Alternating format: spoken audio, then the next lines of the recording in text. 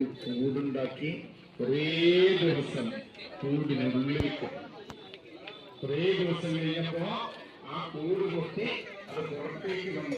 എന്തായി? അത് ചിത്രശലഭമായിരുന്നു. ചെടിയൊക്കെ ചെടി ഇതിനെയാണ് തലയിറങ്ങി ഇഷ്ടപ്പെടുന്ന എല്ലാവർക്കും പ്രിയപ്പെട്ടതായി മാറിയിരിക്കുന്ന എല്ലാവർക്കും സന്തോഷം പകരുന്ന ഒരു ചിത്രശലഭമായി രൂപപ്പെട്ടു. വിശ്വാസത്തിന്റെ ജീവിതം, ക്രിസ്തുവിലുള്ള ജീവിതം നമ്മെ മാറ്റിയെടുക്കുന്നത് അപ്രകാരമാണ്. രമിന് തലയിലേക്ക് മൊത്തമാകാൻ ജീവിത സാഹചര്യങ്ങൾ നമ്മുടെ ജീവിതത്തിലേക്ക് ഓടിയണയണം. കർത്താവിന്റെ അടുക്കലേക്ക് ഓടിയണയുവാൻ സാധിച്ചാൽ, കർത്താവിന്റെ അടുക്കലേക്ക് വന്നാൽ ഈ ഇരുളെല്ലാം മാറി നമുക്ക് വഴിയിൽ വിളക്കായിട്ട് അവിടുന്ന് നിൽക്കും.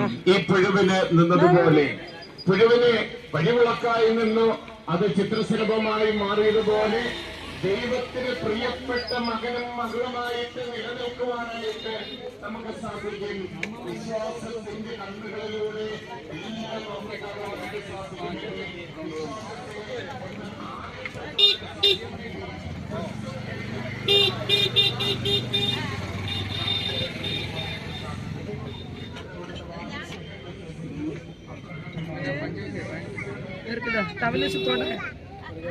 അവ കയ്യില് തന്നെ ഇതിരിക്കുന്നു കർച്ചീഫ്.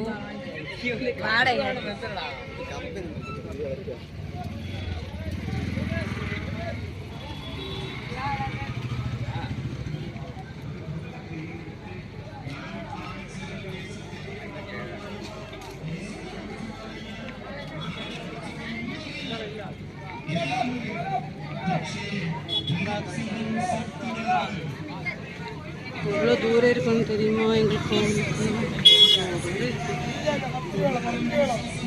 கோவில் எத்தியாச்சு.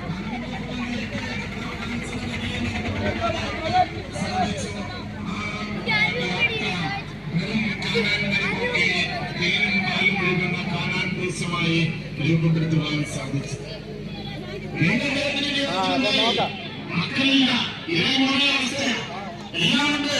സകലതുകൊണ്ട് ഒരു കുഞ്ഞില്ല, അദ്ദേഹത്തിന്റെ വേദനയാണ്.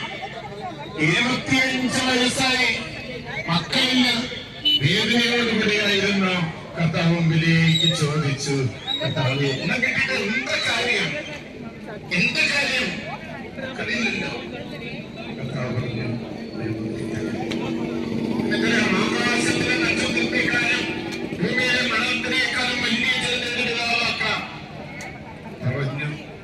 അത് വിശ്വസിച്ചു, സ്വപ്നം കണ്ടു.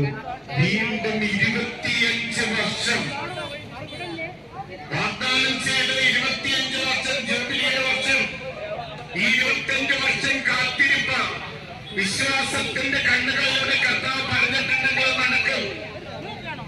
1 വർഷം കഴിഞ്ഞ്, 2 വർഷം കഴിഞ്ഞ്, 5 വർഷം കഴിഞ്ഞ്, 10 വർഷം കഴിഞ്ഞ് നടക്കുമോ എന്നൊന്നും ചിന്തിച്ചില്ല. നടക്കും. വിശ്വാസം, വിശ്വാസം. 100ാമത്തെ വയസ്സിൽ മകനെ കൊടുക്കും. പിന്നെ 12 വർഷം കഴിയുമ്പോൾ അവനെ കൊണ്ട് ബലിയർപ്പിക്കേണ്ടത്